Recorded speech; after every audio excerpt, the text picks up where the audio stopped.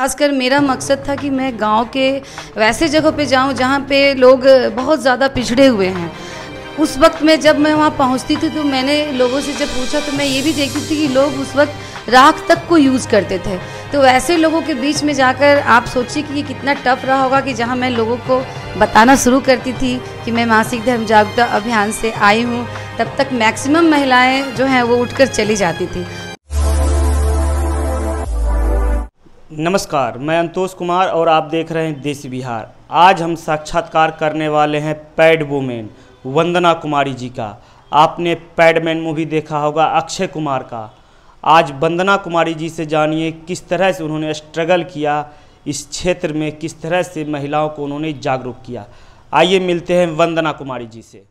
सबसे पहले वंदना जी, स्वागत है आपका देसी बिहार में। आप पैड वुमेन के नाम से जानी जाती हैं, आखिर क्यों? बहुत बहुत धन्यवाद।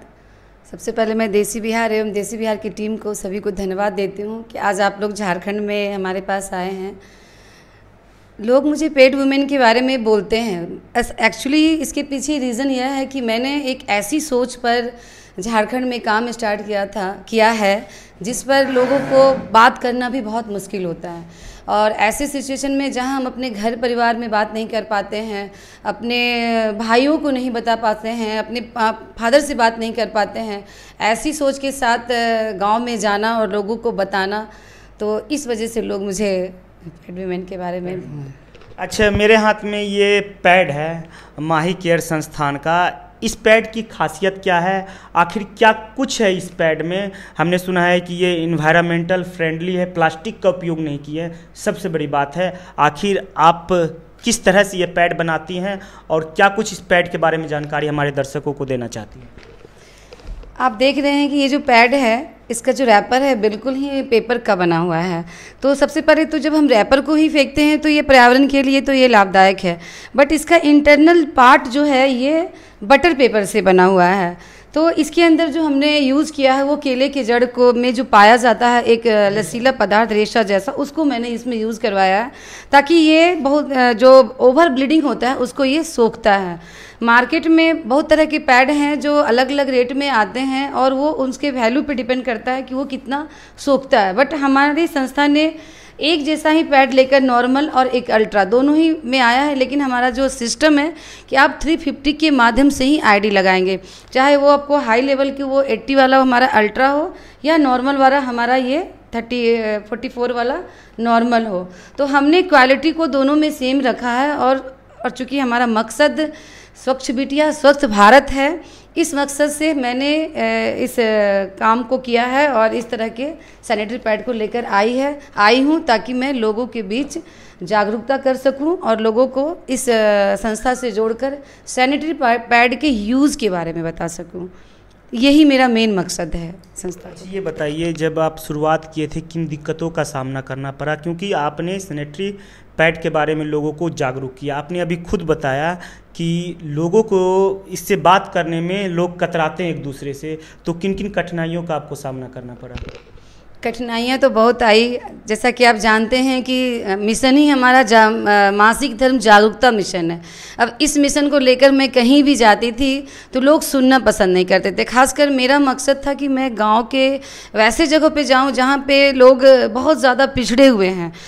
उस वक्त में जब मैं वहाँ पहुँचती थी तो मैंने लोगों से जब पूछा तो मैं ये भी देखती थी कि लोग उस वक्त राख तक को यूज़ करते थे। तो वैसे लोगों के बीच में जाकर आप सोचिए कि ये कितना टफ रहा होगा कि जहाँ मैं लोगों को बताना शुरू करती थी कि मैं मासिक धर्म जागरूकता अभियान से आई हूँ, तब तक मैक्सिमम महिलाएँ जो हैं वो उठकर चली जाती थी। बहुत मुश्किल होता था, बहुत मुश्किल भरा रहा वो दौर, क्योंकि जो एज ए सोशल वर्कर मैंने 3 साल पहले ही इस काम को स्टार्ट कर दी थी और मेरे दिमाग में था कि मुझे इस मेंटालिटी से महिलाओं को दूर हटाना है, क्योंकि इस मोटो पे इस चीज़ को लेकर मैं भी सर्वाइव नहीं कर पाती थी, मैं भी दुकान में जाके नहीं मांग पाती थी, इतना ज़्यादा शर्म महसूस होता था। अभी भी पैड जब लोग जाते हैं लेने तो उसको रैपर में काला प्लास्टिक में लेके जाते हैं। ये तो मेंटलिटी ख़त्म कब होगा, ये हमें सबसे पहले बताइए। फिल्म में भी देखे थे इसका उपयोग किया गया था कि लोग जब जाते हैं लेने सैनिटरी पैड तो पेपर में रैप करके दिया जाता है या फिर ब्लैक पॉलीथीन या प्लास्टिक का उपयोग किया जाता है। देखिए, ये संकीर्ण मानसिकता है और मुझे लगता है कि हम लोगों के भी माइंड में ये सारी चीज़ें डाली गई थी उस वक्त, क्योंकि हमारी माँ ने हमें इसी टाइप से बताया था। लेकिन अगर हमारी जैसी महिलाएं या हमारी महिलाएं जो आज इसी सोच पर काम कर रही है, अगर ये 1.25 लाख महिलाएं भी अगर 1.25 लाख तक पहुँचेंगी तो ये मानसिकता थोड़ी थोड़ी करके दूर ही होगी। और ये सच है कि आज भी दुकान वाले जो हैं वो आपको ब्लैक पेपर में प्लास्टिक में लपेट कर देते हैं, लेकिन मैं तो दुकान वाले के पास भी जाकर ये कहती हूँ कि अब आप लोग इन सब चीज़ों से भी दूर हटिए। और मुझे उम्मीद है कि जहाँ मैंने 1.25 लाख लोगों को इस सोच पर काम करने के लिए प्रेरित किया है, आने वाले समय में मैं पूरे भारत में इस विचारधाराओं को दूर करना चाहती हूँ और लोग आज़ादी से मतलब स्वतंत्र होकर खुलकर इस टॉपिक पे बात करके दुकान वाले से भी चीज़ों को ले सके। एक सवाल, ये माही केयर फाउंडेशन का पैड है, लोग यह क्यों यूज करें जो कि मार्केट में बहुत सारे पहले से पैड उपलब्ध है, बहुत सारे ब्रांडेड पैड है, बड़ा बड़ा विज्ञापन आता है, होर्डिंग्स लगते हैं, उसमें और इसमें डिफरेंस क्या है? उसमें आपने अभी कुछ देर पहले बोला कि अल्ट्रा लेवल का आप बनाते हैं, वो 2-3 लेवल का बनाते हैं जो कि कम दाम में होता है, आपका एक ही लेवल है अल्ट्रा, यानी हाई क्वालिटी का आप सारा बनाते हैं। आखिर दोनों में डिफरेंस क्या है, थोड़ा इसको बता दीजिए ताकि लोग यही पैड यूज करें। माही केयर फाउंडेशन जो पैड लेकर आई है और जो मार्केट में आप पैड लेते हैं, एक्चुअली मार्केट में आप पैड लेते हैं, अगर आप मिनिमम 30 रुपीज़ का भी पैड लेते हैं तो आप साल का 360 आप यूज करते हैं, इसके बावजूद भी आपके पास कोई रिटर्न नहीं होता है। हमारी संस्था जो ये पैड लेकर आई है, एक तरह से इन्वायरमेंट के लिए तो बहुत अच्छा है। दूसरा कि अभी मैं एक बात और बताना चाहती हूँ कि हमारी संस्था 3 मोटो पे काम कर रही है। पहला है हमारा प्लास्टिक मुक्त भारत, दूसरा है हमारा स्वस्थ बिटिया स्वस्थ भारत, और तीसरा है महिला सशक्तिकरण। ये तीनों चीज़ों को केंद्रित करते हुए मैंने इस सैनिटरी पैड को बनाया है, ताकि महिलाएं इसको यूज करने के बाद सबसे पहले तो वो खुद स्वस्थ होंगी तो समाज खुद स्वस्थ होगा, परिवार स्वस्थ होगा। दूसरा, इसको यूज करने के बाद जब आप फेंकती हैं बाहर में, अगर 40 महिलाएं भी अगर बाहर फेंकती हैं तो कहीं ना कहीं एक जगह ऐसा आता है कि वहाँ का इन्वायरमेंट ख़राब होता है, पर्यावरण के खराब होने की वजह से अगर जानवर भी उसको खाते हैं तो वो भी मरते हैं, क्योंकि बाहरी प्रोडक्ट जितने भी आते हैं उसमें प्लास्टिक होते हैं। इसमें हमने प्लास्टिक का यूज़ नहीं किया है। आप देख रहे हैं कि इसका कवर भी है जो कि पेपर का बना हुआ है। तो और बाहर का जो प्रोडक्ट होता है वो अगर कवर भी बोले कि हमारा अंदर का पार्ट अच्छा है, बाहर हमने ऐसा किया, तो उसका अगर बाहर के पार्ट को भी वो लोग फेंकती है तो कहीं ना कहीं वो प्लास्टिक फेंक रही है। लेकिन हमने डिफरेंसेस पाया है कि वो हम लोग डेमो दिखा के महिलाओं को बताते हैं कि जो आप डिफरेंसेस देख रहे हैं वो कैसा है, और इसको आप यूज करने के बाद अगर मिट्टी में गाड़ देते हैं तो ये बड़ी आसानी से मिट्टी में भी सड़गल जाता है, बहुत आसानी से सड़गल जाता है। तो इस तरह आप पर्यावरण को भी स्वस्थ कर रहे हैं। इन्वायरमेंटल फ्रेंडली है ये, बिल्कुल इन्वायरमेंट फ्रेंडली है।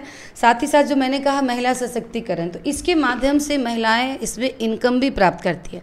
आप मार्केट में लेती हैं, यूज करेंगी, खुद का भी स्वास्थ्य तो खैर ख़राब हो ही रहा है क्योंकि हम प्लास्टिक कहीं ना कहीं यूज कर रहे हैं, लेकिन अगर आप इसको यूज करती हैं तो खुद को स्वस्थ रखती हैं, साथ ही साथ आपको कुछ इनकम भी मिल रहा है।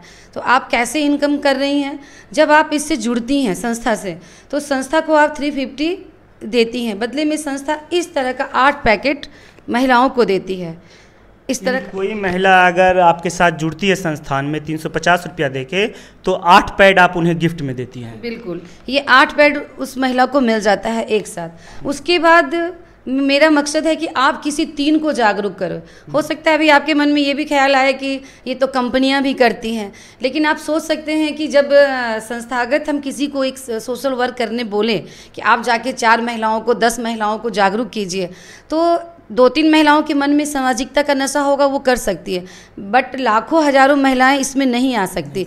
इसलिए मैंने इसको एक प्रोत्साहन राशि का चयन का प्रयोग कर रहे हैं कि चयनबद्ध तरीके से सबको जोड़ना चाह रहे हैं। चयन के माध्यम से वो जुड़े, और उसको जो मैं राशि दे रही हूँ वो प्रोत्साहन राशि के रूप में उसे मैं देती हूँ। जैसे अगर वो कोई जुड़ती है 350 दी, वो किसी 3 महिला को जागरूक करती है, ठीक है, और वो 3 महिला भी जब किसी 3 को जागरूक करती हैं तो संस्था द्वारा उसे फर्स्ट पेमेंट 600 रुपये के रूप में दिया जाता है, प्रोत्साहन राशि।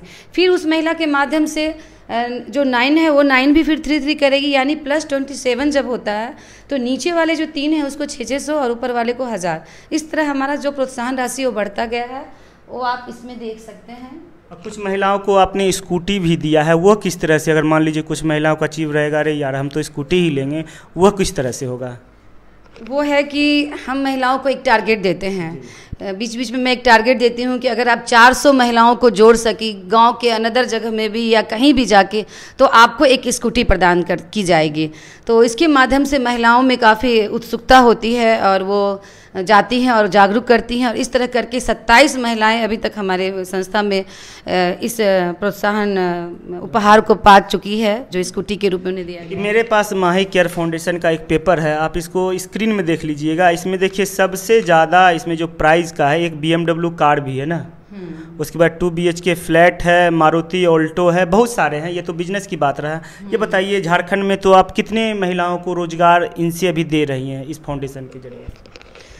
हमारी संस्था से तो अभी तक 1.25 लाख महिलाएं जुड़ चुकी हैं, जो प्रोत्साहन राशि अपना प्राप्त करके कहीं ना कहीं मान लीजिए वो अपना काम कर रही है। लेकिन अभी फ़िलहाल जो मेरे साथ है, कम से कम 2000 महिलाएं अभी हमारे साथ वर्क कर रही हैं, जो ग्राउंड पे, हाँ ग्राउंड पे, जिसमें कि उन्हें उनकी सैलरी 6000 से लेकर 15000 तक की उनको मिलती है। अच्छा, बिहार में आप किस तरह से शुरुआत करना चाहिएगा, क्योंकि हम बिहार से हैं, हम तो बिहार के बारे में पूछेंगे ही। बिहार में किस तरह से आप क्रांति लाइएगा माही केयर फाउंडेशन के तहत और लोगों को जन जागृत कीजिएगा? बिहार में क्या आपका प्लान है? बिहार में मेरी क्रांति की शुरुआत तो हो चुकी है, बट अभी मैंने उसे ग्राउंड लेवल पे लाया नहीं है। मैं भी चाहती हूँ कि जिस तरह का मैंने काम झारखंड में किया और झारखंड की महिलाओं को जागरूक किया, तो बिहार भी मेरे लिए एक अच्छा प्लेटफॉर्म है, जहाँ पे महिलाओं को जागरूक करना बहुत ही ज़्यादा ज़रूरी है। क्योंकि जब मैं बिहार में गई थी तो वहाँ की महिलाएं मुझे झारखंड की महिलाओं से भी ज़्यादा संकुचित विचारधारा की लगी। तो क्योंकि यहाँ आदिवासियों का भी थोड़ा सा गढ़ है और महिलाएं खुद में थोड़ी स्वतंत्र भी हैं, बट वहाँ पे जब मैं बात, वर्किंग वुमेन है यहाँ की महिलाएं। नहीं, वर्किंग वुमेन तो मैं बिहार में भी कह सकती हूँ, क्योंकि मैं खुद बिहार से ही बिलोंग करती हूँ, तो ये नहीं कह सकती कि वहाँ की महिलाएं वर्किंग नहीं है। बट जो गांव का वातावरण है, आज भी जो पुरुष प्रधान का जो रोल देखने मिलता है, जो सोच है, वो मुझे बिहार में ही देखने को मिल रहा है, क्योंकि यहाँ की झारखंड में तो मुझे स्त्री प्रधान ही दिख रहा है। जी, तो वहाँ पे प्लानिंग बहुत जल्द आप स्टार्ट कीजिएगा? जी, मेरा प्लानिंग है जुलाई मिड में ही मुझे अभी बिहार जाना है, जहां मैंने अभी लोगों को बस सेटल कर रही हूँ, लीडर को खड़ा कर रही हूँ फ़ोन के माध्यम से। फिर 2 महीने का मेरा वहाँ पे अभी दौरा चलेगा, एक तरह से विजिट होगा, जहां मेरा यही मिशन जागरूकता होगा। और बिहार की जैसे प्लेटफॉर्म पे अगर मैं मैक्सिमम महिलाओं को या लड़कियों को कुछ रोज़गार दे पाऊँगी, तो ये मेरे लिए भी बहुत बड़ी उपलब्धि होगी। क्योंकि मैं बिहार में अक्सर देखती हूँ महिलाओं को, लड़कियों को अपनी लड़ाई के लिए अक्सर लड़ते देखती हूँ, चाहे वो एजुकेशन के लिए हो, चाहे वो जॉब के लिए हो, चाहे किसी भी चीज़ों के लिए। सरकार तो लाई है ना योजना बेटी बचाओ बेटी पढ़ाओ, इसीलिए तो आप भी तो आगे बढ़ी हैं। मैं सरकार की योजनाओं से नहीं बढ़ी हूँ। समाज को आप बोल रही हैं? समाज को तो बेटी बढ़ाना है, बेटी बचाना है, ये तो समाज में हर लोगों की अपनी अपनी थिंकिंग होनी चाहिए। सरकार के कहने पर और नहीं कहने पर, अगर सरकार कहेगी कि आप बेटी नहीं बचाओ, तो थोड़ी है कि मुझे नहीं बचाना है। अपनी थिंकिंग होनी चाहिए कि हम कितना आगे बढ़कर समाज में कुछ अच्छा दे सकते हैं, और इसके लिए महिलाओं को ही आगे आना होगा। वो कोई किसी के कहने पर हम नहीं जा सकते। खुद जागरूक होना, खुद जागरूक होना पड़ेगा आपको। Thank you. तो हमारे साथ थी वंदना कुमारी, यानी कि पैड वोमेन। तो आपने सुना, इन्होंने दिल खोल कर सभी बातों को बोला है कि किस तरह से इनको दिक्कतों का सामना करना पड़ा, किस तरह से महिलाओं को जागरूक करना पड़ा। मेरे हाथ में पैड है, यह पैड है, इसी के लिए हम यहाँ पे आए हैं, क्योंकि आप लोगों को जागरूक भी करना हमें ज़रूरी है। सबसे बड़ी बात है, पैड तो सभी कंपनियाँ पहले से भी बना रही है, मगर इस पैड में सबसे बड़ी खासियत है इन्वायरमेंटल फ्रेंडली है, जो कि बड़ी बड़ी कंपनियां पैसे की ज़्यादा मार्जिन को लेकर इधर नहीं जाते। इस प्लास्टिक हमारे लिए कितना, हमारे पर्यावरण, हमारे पृथ्वी के लिए जहर के समान है। अभी देखिए, सिंगल यूज प्लास्टिक को सरकार ने बैन किया है। अगर आप भी देश और पर्यावरण, पृथ्वी के बारे में सोचते हैं, तो इस सैनिटरी पैड के बारे में ज़रूर आपको सोचना पड़ेगा। यह तो दूसरा बात है, इनका 3 मिशन भी है। क्या कुछ बोल रही थी आप? मेरा 3 मिशन है। पहला है स्वस्थ बिटिया स्वस्थ भारत, दूसरा है प्लास्टिक मुक्त भारत, और तीसरा है महिला सशक्तिकरण। तो प्लास्टिक मुक्त भारत और महिला सशक्तिकरण अगर आप दोनों करना चाहते हैं तो माही फाउंडेशन से जरूर जुड़ सकते हैं। आपको यह खबर कैसा लगा जरूर से जरूर कमेंट करें। और फिलहाल इस खबर में इतना ही।